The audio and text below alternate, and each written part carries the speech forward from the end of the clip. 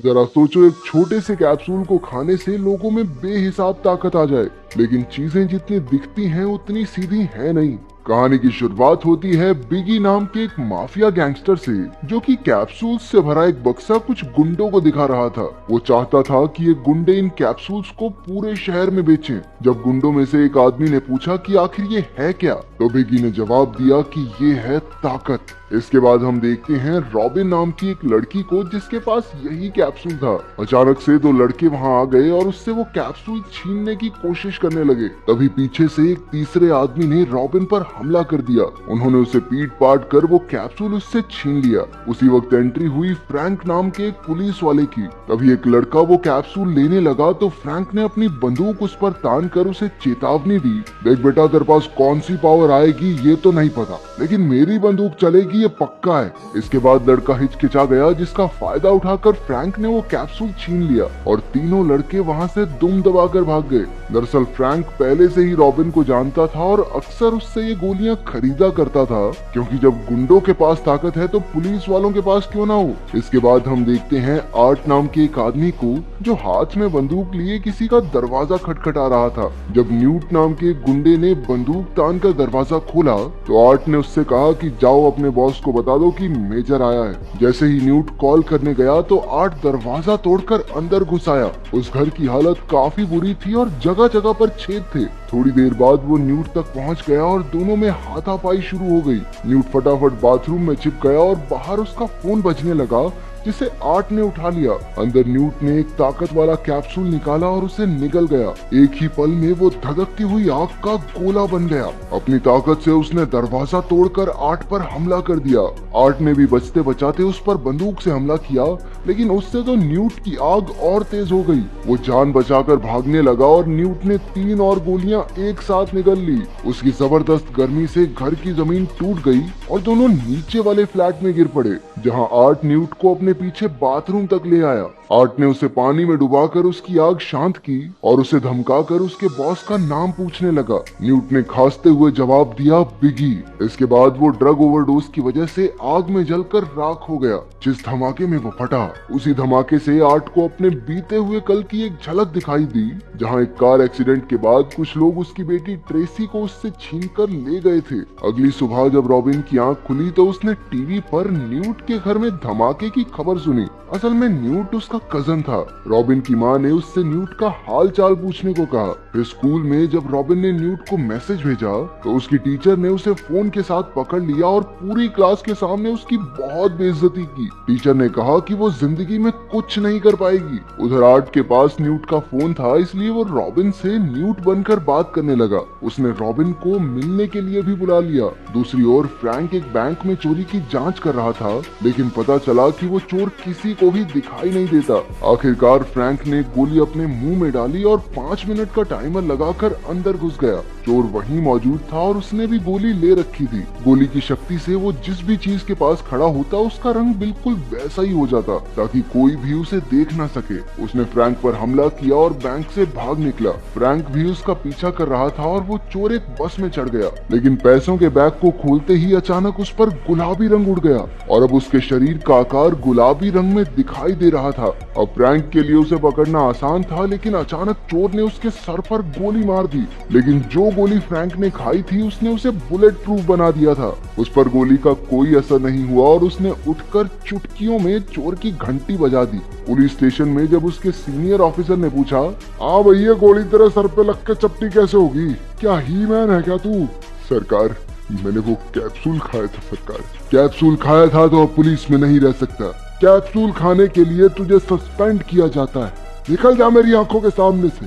Frank ने अपने senior officer को समझाया कि वो शहर की रक्षा के लिए ही ये सब करता है। आखिरकार उसके बॉस ने उसे आर्ट की फोटो दिखाकर कहा कि अगर वो इस कैप्सूल के पीछे के माफिया को पकड़ लेगा तो उसे उसकी नौकरी वापस मिल सकती है।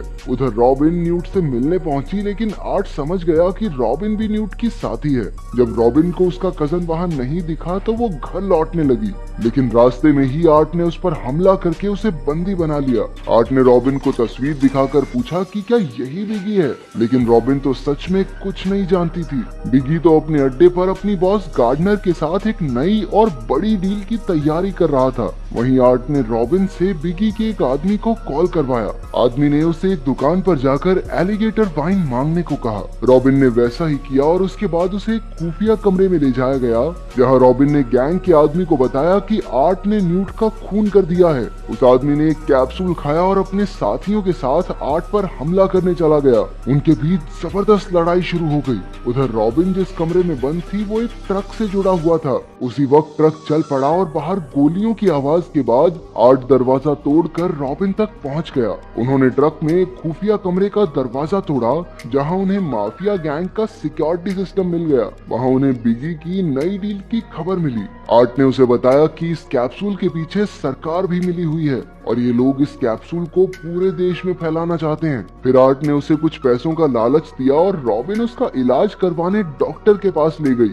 इस तरह उन दोनों में दोस्ती हो गई। उधर फ्रैंक रॉबिन से मिलने उसके घर गया, लेकिन पुलिस पहले ही वहां छानबीन कर चुकी थी। पुलिस रॉबिन की मां को धमकी दे रही थी, इसलिए फ्रैंक तरकीब लगाकर खिड़की से बाथरूम में घुस गया और बाल गीले करके बाहर निकला। उसने झूठ कह दिया कि ये घर उसका है। उसने किस करने के बहाने चुपके से रॉबिन की मां के कान में कहा, रॉबिन ने मुझे भेजा है, मैं जो भी कहूँ बस हाँ में हाँ मिला देना। पुलिस वालों के वहां जाने से पहले ही उसने पुलिस ट्रक में ट्रैकर लगा दिया, क्योंकि वो जानता था कि सरकार भी इसमें मिली हुई है। फिर फ्रैंक ट्रक का पीछा करने लगा और आर्ट रॉबिन के साथ बिगी के अड्डे की ओर निकल पड़ा। रास्ते में आर्ट ने बताया कि असल में वो मिलिट्री में हुआ करता था और सरकार ने फौजियों पर इस शक्तिशाली ड्रग के एक्सपेरिमेंट्स किए, जिससे कि उसके डीएनए पर भी इस कैप्सूल का असर हुआ। फिर जब उसकी बेटी ट्रेसी पैदा हुई तो उसके पास जन्म से ही शक्तियां आ गई थी, इसलिए सरकार ने उससे उसकी बेटी को छीन लिया।